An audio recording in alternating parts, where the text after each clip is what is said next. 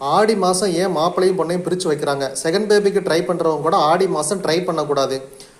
ஸ்கூலெல்லாம் ஏன் மே மாதம் லீவ் விடுறாங்க? இந்த ரெண்டுக்கும் ஒரே பதில் தான். என்னன்னா, ஆடி மாதம் நீங்கள் ப்ரெக்னன்சி ஆகிறதுக்கு ட்ரை பண்ணிங்கன்னா ஆவணியில் கன்சீவ் ஸ்டார்ட் ஆகும் உங்களுக்கு, ஓகேவா? இங்கே கரு உற்பத்தி ஆச்சுன்னா இதிலிருந்து நேர்கட்டம் 7வது மாதம், ஓகேங்களா? 7, 8, 9, 10. ரிஷபத்தில் சூரியன் பகை பெறுகிறார். மேசத்தில் சூரியன் உச்சம் பெற்று ஏப்ரல் மாதம் மே மாதம் பகை பெறுகிறார். இதை தான் மாடர்ன் சயின்ஸில் அந்த யூவி கதிர்கள் மனித உடலை வெகுவாக பாதிக்குது, இதனால ஸ்கூல் குழந்தைகளுக்கு லீவ் விடுறோம் அப்படின்னாங்க. அதே மாதிரி இங்கே குறி வச்சு பிறக்கக்கூடிய இங்கே குழந்தையும் இந்த வியாதிகள்னால அந்த காலத்தில் அம்மைங்கிறது மிகப்பெரிய வியாதி.